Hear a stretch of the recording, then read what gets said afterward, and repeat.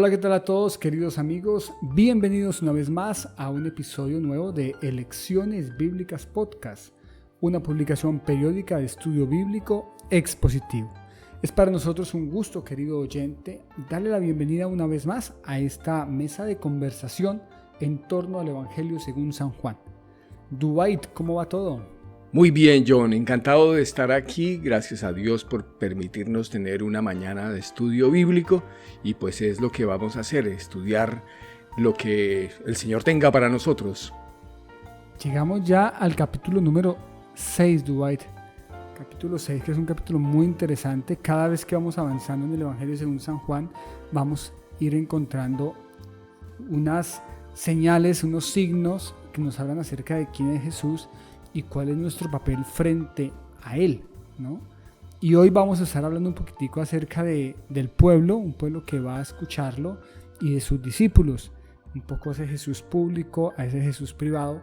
Pero yo quiero que nos cuente, Dwight, qué vamos a aprender el día de hoy.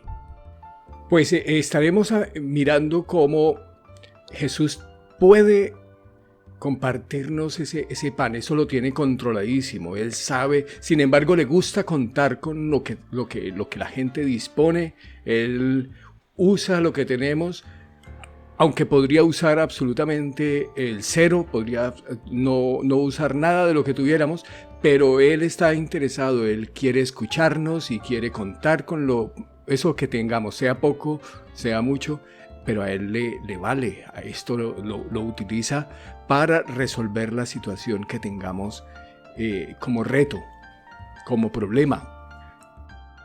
Completamente de acuerdo, será una invitación a entender, a conocer un poco más de cerca a ese Jesús que nos presenta el evangelista Juan. Simplemente como una anécdota, el pasaje que vamos a leer hoy, o parte de ese pasaje, está narrado por los 4 evangelistas. Son pocos los pasajes en donde los 4 hablan del mismo suceso. Y este, que se titula La alimentación de los 5,000, está en los 4 evangelistas y cada uno lo va a mostrar, cada uno lo va a narrar de una manera particular. Y hoy vamos a ver cómo nos lo cuenta Juan. Creo que estamos listos, Dwight, así que compártanos por favor en qué versión vamos a escuchar la lectura bíblica y adelante. Vamos a leerlo en la Reina Valera 1960. Después de esto, Jesús fue al otro lado del mar de Galilea, el de Tiberias, y le seguía una gran multitud, porque veían las señales que hacía en los enfermos. Entonces subió Jesús a un monte y se sentó allí con sus discípulos, y estaba cerca la Pascua, la fiesta de los judíos. Cuando alzó los ojos Jesús y vio que había venido a él gran multitud, dijo a Felipe: ¿De dónde compraremos pan para que coman estos? Pero esto decía para probarle, porque él sabía lo que había de hacer. Felipe le respondió: 200 denarios de pan no bastarían para que cada uno de ellos tomase un poco. Uno de sus discípulos, Andrés, hermano de Simón Pedro, le dijo: Aquí estaba un muchacho que tiene 5 panes de cebada y 2 pececillos. Mas, ¿qué es esto para tantos? Entonces Jesús dijo: Haced recostar la gente. Y había mucha hierba en aquel lugar, y se recostaron en número de 5,000 varones. Y tomó Jesús a aquellos panes, y habiendo dado gracias, los repartió entre los discípulos, y los discípulos entre los que estaban recostados, asimismo de los peces, cuanto querían. Y cuando se hubieron saciado, dijo a sus discípulos: Recoged los pedazos que sobraron, para que no se pierda nada. Recogieron pues y llenaron 12 cestas de pedazos que de los 5 panes de cebada sobraron a los que habían comido. Aquellos hombres entonces, viendo la señal que Jesús había hecho, dijeron: Este verdaderamente es el profeta que había de venir al mundo. Pero entendiendo Jesús que iban a venir para apoderarse de él y hacerle rey, volvió a retirarse al monte él solo. Al anochecer descendieron sus discípulos al mar, y entrando en una barca iban cruzando el mar hacia Capernaum. Estaba ya oscuro y Jesús no había venido a ellos. y se levantaba el mar con un gran viento que soplaba. Cuando habían remado como 25 o 30 estadios, vieron a Jesús que andaba sobre el mar y se acercaba a la barca, y tuvieron miedo. Mas él les dijo: Yo soy, no temáis. Ellos entonces, con gusto, le recibieron en la barca, la cual llegó enseguida a la tierra a donde iban. Gracias, Dubái, por compartirnos la lectura bíblica en esta ocasión. Los dos relatos que usted nos ha compartido son muy conocidos por todos. Se conocen como la multiplicación de los panes o alimentación de los 5,000 y también como Jesús anda sobre el mar. Antes de charlar, Dubái, sobre este pasaje, permítame, hacemos un recuento de lo que pasó en el capítulo número 5. Jesús está en Jerusalén, también hay una fiesta nacional allí. Jesús hace un milagro, sana a un hombre que llevaba 38 años allí, que estaba postrado, paralítico, que estaba seco.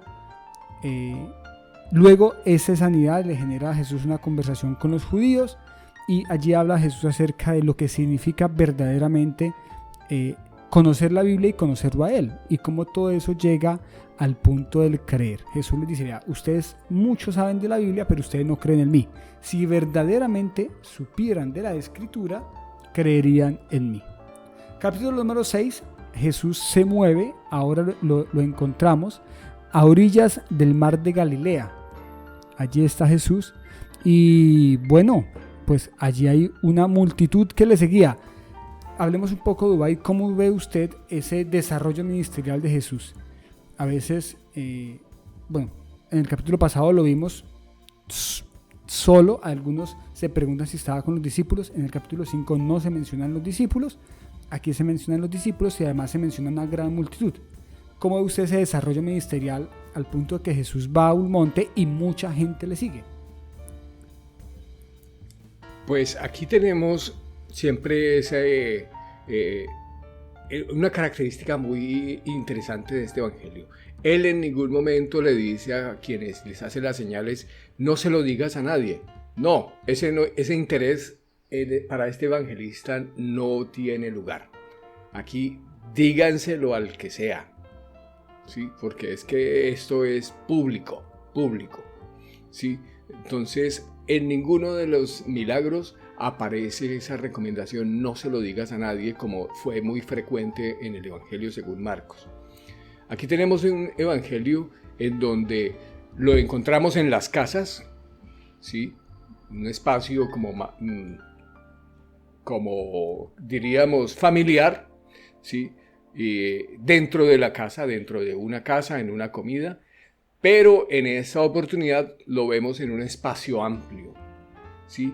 Y asimismo en el espacio chico de una embarcación pequeña, que eran las embarcaciones pesqueras de ese lago, ¿sí? Entonces tenemos esas dos maneras de ver a las personas y tenemos dos maneras distintas asimismo de interactuar, porque no es lo mismo estar en un gran público que estar con unos pocos o con una sola persona. Y hemos tenido todas las miradas en este evangelio. Lo hemos visto hablar con una persona como Nicodemo, con una mujer como la mujer samaritana. Aquí lo vemos interactuar con los discípulos. Bueno, interactuar tangencialmente, porque lo vemos es fuera de una barca que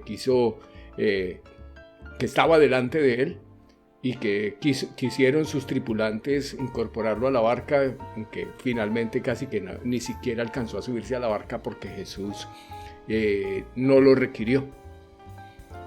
Completamente de acuerdo. Jesús aquí entonces ya ha sido reconocido por muchos como alguien que hace señales. Versículo 2 dice algo importante, y es que la gente venía a él por las señales que hacía y porque él sanaba a los enfermos. Era la motivación de las personas. Jesús, y eso lo vamos a dejar para el siguiente capítulo de lecciones, les va a hacer un comentario muy puntual en relación a ¿por qué ustedes me siguen? Que es una palabra o una pregunta que hoy todavía debe rondarnos en la mente. ¿Por qué seguimos a Jesús? Aquí dice el evangelista que lo seguían porque veían las señales que él hacía en los enfermos. Jesús es, permítame presentarlo en esta expresión, un sanador, y tenemos que ir a Él porque Él nos sana. Pero Jesús es mucho más que eso y creo que aquí va a quedar demostrado esa situación. Jesús sube a un monte, se sienta allí con sus discípulos, estaba cerca de la Pascua, una fiesta muy importante, y Jesús levanta sus ojos y ve que ha venido una gran multitud. Mucha gente le sigue a Jesús. Se cuenta que son 5.000 hombres. Recuerdo, Dwight, que usted nos ayuda a hacer una cuenta matemática cuando hablamos de Marcos en relación con estos números bíblicos. Creo que es aquí pertinente también que nos lo recuerde más o menos, según sus cuentas, de cuántas personas podríamos estar hablando dentro de esa multitud. Bueno, la vez pasada hablábamos de los miembros usuales dentro de una familia, ¿sí? Y tenemos, para poner solamente uno de tantos números, ¿sí? En la familia de Jesús habían 5 hermanos más, ¿sí? Que si se le suman al padre y a la madre, pues tenemos un total de 7, ¿sí? Entonces, yo creo que no hay que hacer muchas especulaciones ni cuentas como muy estadísticas precisas para recordar cómo en una familia típica donde no hay planificación familiar, sí, tenemos un promedio de unos 8 miembros en una familia, así que esté fértil y que sea productiva, que sea normal. Un 8 es un número perfectamente razonable, ¿sí? Y si son familias más prolíficas, más numerosas, los números fácilmente llegan a 12, 18 hijos.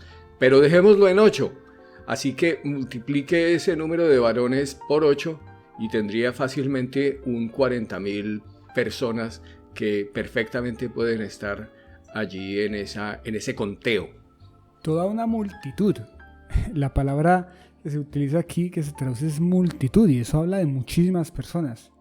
Y es que Jesús ya estaba siendo reconocido, ya lo seguía muchísima gente con las intenciones particulares, lo seguían porque lo sanaba, y Jesús está allí, y esa oportunidad Jesús la usa para demostrar su poder.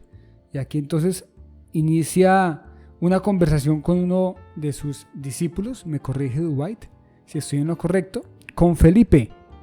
Le hace una pregunta, de esas preguntas en donde Jesús ya sabe la respuesta, pero le hace una pregunta y yo quisiera que analizáramos un poco y respondiéramos nosotros a por qué Jesús le pregunta eso a Felipe, si él ya sabía qué era lo que iba a pasar. Jesús le dice, ¿dónde compraremos pan para que coman todos estos? Y Felipe le dice, así trabajáramos 200 días seguidos, o sea, reuniéramos 200 denarios, no alcanzaría para reunir comida para tanta gente. Jesús ya sabía que ellos no tenían pan. Jesús no era pues alguien que, es que, ¿y ahora de dónde sacamos? No, él ya sabía porque le estaba preguntando eso a Felipe. Pero, ¿por qué le hace la pregunta, Dubái? ¿Usted qué cree ahí? Pues yo creo en 2 cosas en este momento.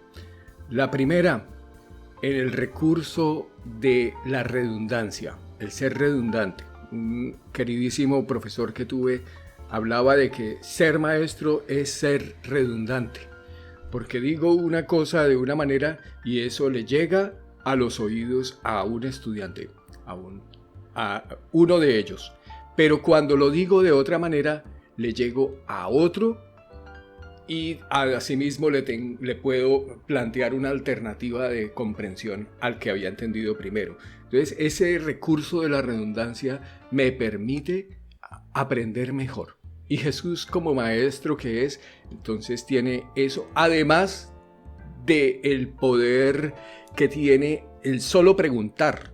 El solo preguntar ya abre mis sentidos para la comprensión de cosas. Pero me gusta mucho también la manera como Juan acota el pasaje. Dice, Jesús ya sabía lo que iba a hacer. Porque es que no tenemos otra cosa aquí, sino que Juan nos presenta a Jesús como Dios que todo lo sabe. Él sabía perfectamente qué era lo que iba a hacer, pero quería inquietar, despertar los sentidos tanto de Felipe como de aquel otro que además nos abre esa ventana, porque saber qué era lo que estaba pasando allí en este lugar, ¿sí? No solamente unas charlas, ni siquiera había megafonía, era la gente compartía, se enteraba, empezaban a decir, yo tengo un hambre, uy, ¿qué vamos a hacer? ¿Y por aquí dónde comprar? Pero Andrés había uno de los que con los que interactuaba, conversaba, compartía, decía, oye, yo tengo por allí unos panes de cebada y unos peces. Para lo que haga falta, estoy disponible, ¿sabes? ¿Sí? De acuerdo. Creo que la pregunta de Jesús precisamente, y coincido con usted, es un recurso de enseñanza muy interesante. Es como cuando el profesor le pregunta al estudiante algo que sabe que el estudiante no sabe, pero se la pregunta solamente para que el estudiante haga el proceso de pensamiento. Y Jesús es táctico en ese sentido. Así como utiliza las parábolas para enseñar, aquí está utilizando el recurso de la pregunta. Y muchas veces creo yo que Jesús nos hace preguntas. Y muchas veces vemos la realidad que tenemos a nuestro alrededor y uno como que se dice, venga, ¿yo cómo voy a lograr esto? ¿Cómo voy a llegar a fin de mes? ¿Cómo voy a solventar esa situación? Y uno hace sus cuentas y se da cuenta que lo que tiene no le alcanza para lograrlo. Pero lo bueno aquí es que él ya sabe qué es lo que va a pasar, porque él es Dios y aquí él está mostrando todo su poder. Uno de los discípulos, Andrés, hermano de Simón, sale a la escena y le dice, aquí hay un muchacho que tiene 5 panes de cebada y 2 pececillos, y vuelve un poco el pensamiento lógico, ¿no? ¿Qué es esto para tanta gente? ¿Qué es esto para tanta gente? Y a mí me llama mucho la atención cómo Jesús, y usted lo dijo al principio en lo que íbamos a aprender hoy, que Jesús de una manera u otra cuenta con lo que tenemos. Y eso me parece muy, muy llamativo. Jesús pudo en ese momento, yo lo estuve meditando, Dios manifestado en carne podía haber hecho aparecer pan en una nube o pescado haber llegado hasta el momento, o los árboles que estaban ahí haber dado frutos de un momento a otro, pero Jesús tiene en cuenta lo poco que tiene aquel muchacho. Jesús les dice, hagan recostar la gente, así que la gente se sienta en la hierba y eso se vuelve un picnic. Lo que antes pudo haber sido ir a buscar a Jesús, a ver Jesús qué me va a dar, ahora se vuelve un picnic, todo el mundo está sentado en la hierba, se recostaron y toma Jesús aquellos panes, da gracias y los comienza a repartir. Y allí se genera el milagro. Lo que era tan poco comienza a ser provecho para muchísima gente, para una multitud. ¿Qué decir, Dubái? ¿Cómo le parece a usted ese elemento del milagro en sí mismo? Pues el milagro en sí mismo nos deja ver al Señor proveedor como en ese reminiscente de lo que ocurrió en el desierto, donde hacía llover pan del cielo. En unas líneas más adelante, Jesús va a recordar precisamente ese pasaje, ¿sí?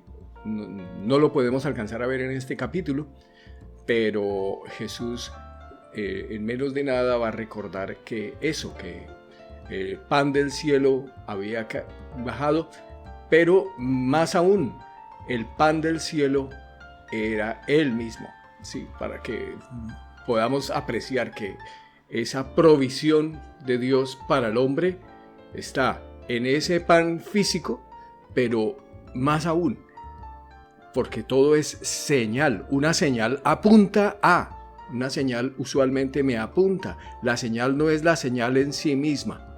El número 80, limitador de la velocidad, va mucho más allá de ese 80. La señal me indica algo. Y aquí la señal en sí misma, si no me apunta a ver que Jesús es todo esto, es Dios, el Dios que puede proveer para todo lo que haga falta. Que si es que Felipe tenía la cuenta clara y Andrés igual. Si lo único que hace es reformularla. Felipe dice, 6 meses de salario no nos alcanza. No nos alcanza. Si con 6 meses de salario de una persona, que no lo tenemos en tesorería, ni siquiera dónde comprarlo, pues es que eso no alcanzaría para que la gente cogiera una mejilla, un poquillo, nada más, insuficiente, ¿sí?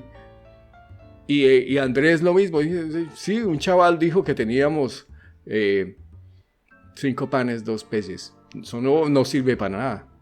Entonces, cuentas por ningún lado. Entonces, la señal que me indica con el dedo otra vez, Jesús está aquí. El Dios que todo lo sabe y todo lo puede y todo lo crea, está aquí. De acuerdo. Hay un texto revisado en donde dice que Jesús fue quien lo repartió, ¿no? Y eso es otro elemento interesante. En la Reina Valera 60 dice que lo dio a sus discípulos y sus discípulos a la multitud. En otros textos dice que él mismo fue quien lo entregó. Pudo haber usado a los discípulos, pudo haberlo entregado a la multitud, y eso no reduce en absoluto el milagro. Al contrario, habla de ese Jesús que está al pendiente de la situación, que está al pendiente de servir, que está al pendiente de entregar. Y aquí no comieron un poquito, así como usted nos comenta. Al contrario, comieron hasta que se hubieron saciado. Se sacian todos comen, pueden repetir. O sea, esto no fue un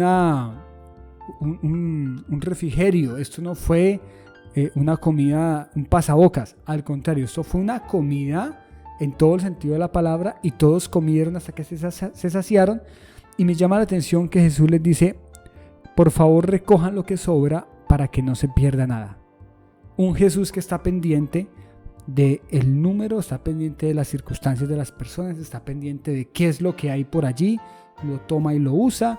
Un Jesús que pone a sus discípulos a pensar, un Jesús que piensa en que no se pierda nada, en que se administre bien ese recurso. Oiga, yo pensaba en esas sociedades en las que vivimos, donde hay que comprar a toda hora algo, hay que invertir, hay que tener lo último, y en donde se pierden tantas cosas. No solo comida, se pierde tiempo, se pierden recursos. Y quiero que ese principio que nos brinda aquí Jesús es válido. Hombre, revisen para que no se pierda nada. Llenaron 12 cestas de panes de cebada que sobraron. Y ahí llega una reacción del pueblo. Vamos terminando el milagro. No sé, Dwight, si usted quiere comentarnos algo más. ¿Estamos bien? Listo. La gente ve el milagro, barriga llena, corazón contento. Entonces hay que hacer algo. Y Jesús se dio cuenta que lo iba a tomar inmediatamente para hacerlo rey. Y mejor sale de allí y se va y se retira solo al monte. ¿Cómo entender ese cierre de la historia, Dwight? ¿Cómo lo ve usted?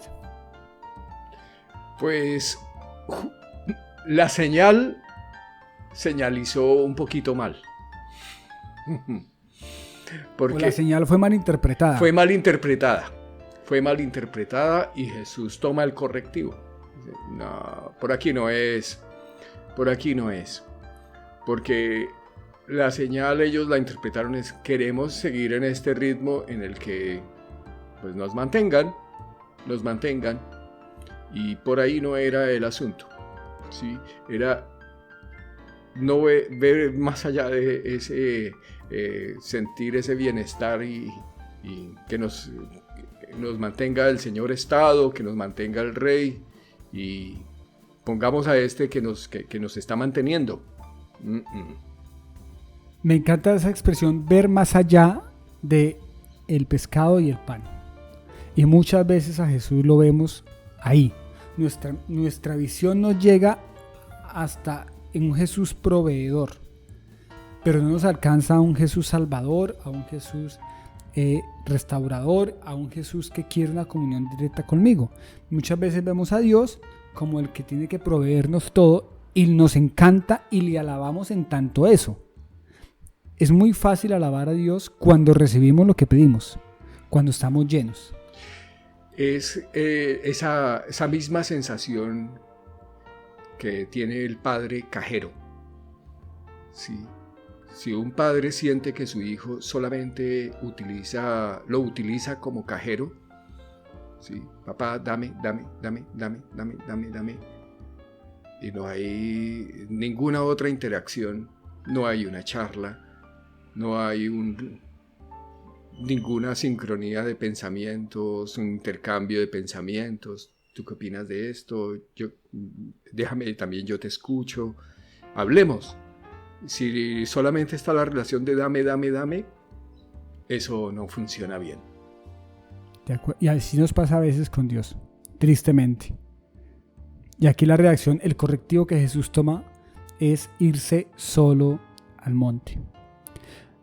Cae la noche, los discípulos deciden tomar su barca y cruzar el mar hacia Capernaum.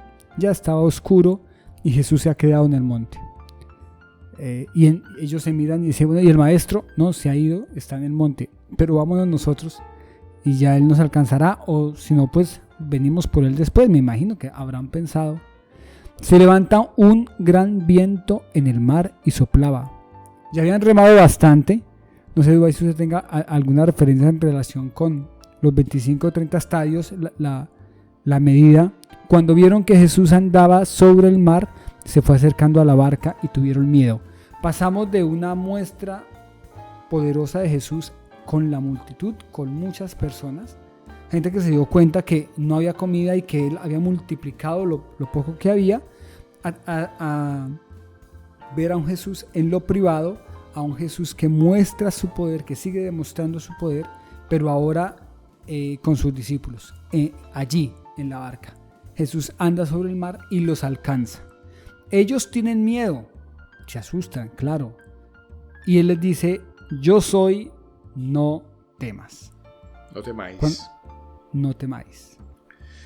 Los 25-30 estadios corresponden a 5 kilómetros y se dice que estaban más o menos en la mitad del lago. Estaban en la mitad del lago cuando empieza esta tempestad. ¿Sí? Entonces Jesús les da alcance, ¿sí? Y cuando ellos le ven, pues se asustan, naturalmente, se asustan. Intentan subirle, pero creo que no alcanza. Hay algunas versiones que ponen que él no alcanzó a subirse al barco. Ellos querían recibirle con gusto, con agrado, ¿sí? Sin embargo, pues no, parece que no hizo falta que él subiera al barco. Ya llegaron al destino. Siento que Juan, al narrarnos el pasaje, por los datos que nos está brindando, quiere ratificar que Jesús no caminó en la arena. O sea, que esto no fue una cosa pequeña, sino que Jesús, ya la barca estaba muy adentro, Jesús caminó todo eso, los alcanzó, y que luego querían recibir en la barca, pero no era necesario porque ya habían llegado al otro lado. Jesús atravesó el lago, ¿no? Demostrando su poder total, demostrando que él tenía todo el poder para romper con cualquier ley de la física y que él era Dios, ¿no? Ellos tuvieron miedo. Jesús les dice, no temáis. Entonces, con gusto le recibieron en la barca. Y luego viene entonces la nota pie de página que dice, enseguida llegaron a donde iban. Dwight, un pasaje muy interesante que muestra a un Jesús que es Dios manifestado en carne, que muestra a un Jesús que tiene el poder. Usted nos había comentado antes que íbamos a aprender hoy acerca de un Jesús que tiene el control de todo, un Jesús que es proveedor. Y también es importante hablar de un Jesús que cuenta con lo que tienen los otros, un Jesús que también nos invita a verle más allá de lo que Él provee. ¿Cuál sería la lección bíblica en esta ocasión a partir del pasaje del cual hemos conversado, Dwight? Pues yo vería que de nuevo tengo la oportunidad, tengo una señal que me deja ver el dedo de Dios, ¿sí? Si alguno de nosotros es lector de allí de lo del Éxodo, es que hay tantos recordatorios de las cosas que él tenía allí, la provisión de todo el pan, que no había cómo mantener una multitud así, y él sí puede, a pesar de las limitaciones que haya, él tiene una respuesta para mí.